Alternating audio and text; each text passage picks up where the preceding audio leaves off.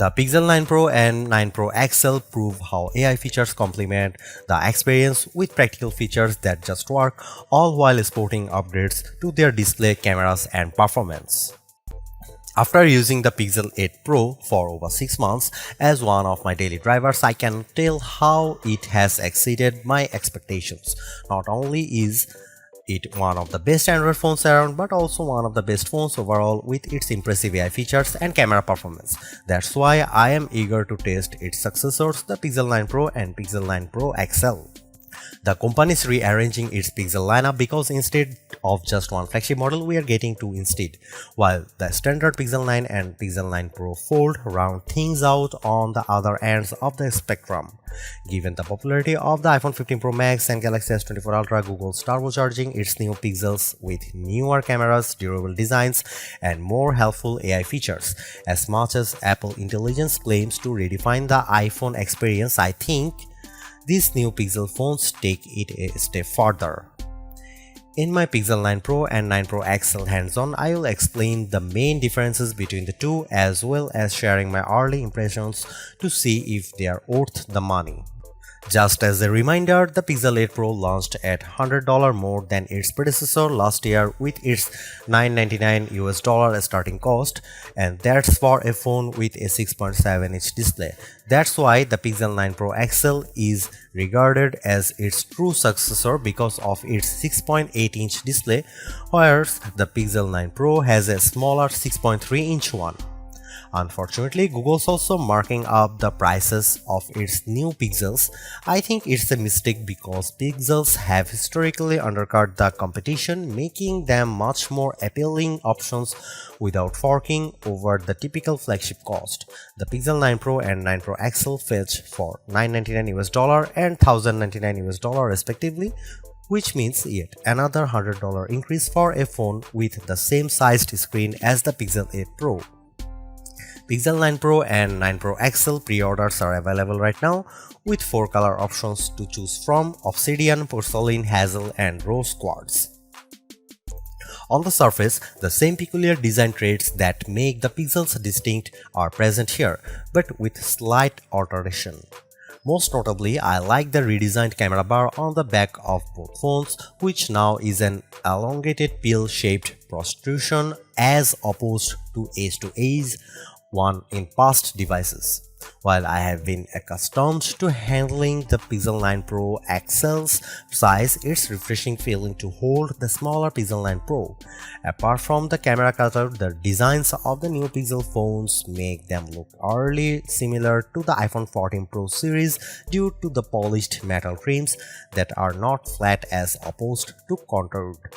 I am on the fence about this peculiar change because the contoured edge make the Pixel 8 Pro much more comfortable to hold. It's a change I am going to need to get used to, but at least they are still sporting the same matte gloss surfaces as before to give them that always clean, smooth look. Google claims they are twice as durable as the Pixel 8 generation, while Corning Gorilla Glass Victus 2 protects the screens. I also like the 4 color options they are available in, especially Rose Quartz with its subtle amount of saturation. One of the biggest areas Google improved on was the introduction of its actual displays with last year's Pixel 8 lineup, which I point out in my Pixel 8 Pro review. The company claims that the Super Actual displays in its new Pixels, however, are 35% brighter with peak brightness outputs of 2700 nits. They are ambitious claims for the 6.3 and 6.8-inch displays of Pixel 9 Pro and 9 Pro XL, but given how the Pixel 8 Pro realistically peaks at 1526 nits, I'd be happy if it manages to exceed 1600 in our benchmark testing. I pulled up a couple of 4K HDR videos on YouTube on both phones, and I'm glad to report that they are just as lovely as ever, complete with wide viewing angles and deep colors that catch my attention. I have got to give Google credit here because unlike other flagship pairs, the Pixel 9 Pro and 9 Pro XL are outfitted with the same camera arrangement. This turns out to be a 50 megapixel main camera, 48 megapixel ultra wide and 48 megapixel telephoto with 5x optical zoom. The latter spec is important because its rivals typically have a divide, much like how the iPhone 15 Pro gets a 3x optical zoom while the iPhone 15 Pro Max gets the better 5x one. So it's nice that Google's giving both phones the same 5x optical zoom.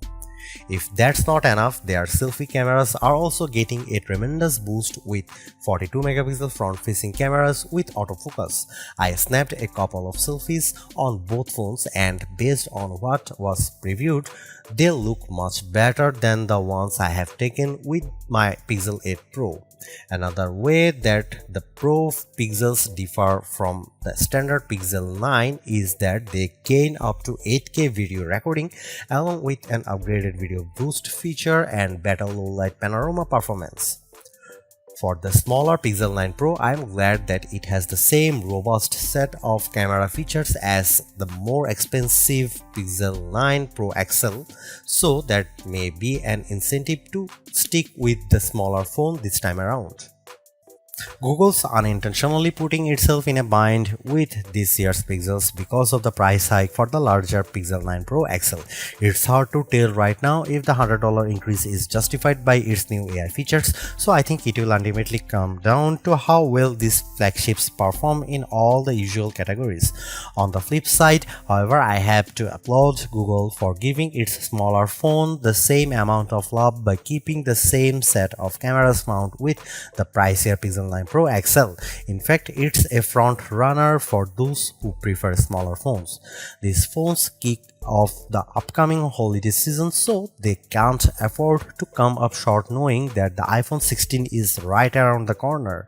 They need to set the bar high or face being written off by competing device between now and the end of the year. I know that price hikes are inevitable, but these Pixels need to overperform in order to stay relevant and remain competitive.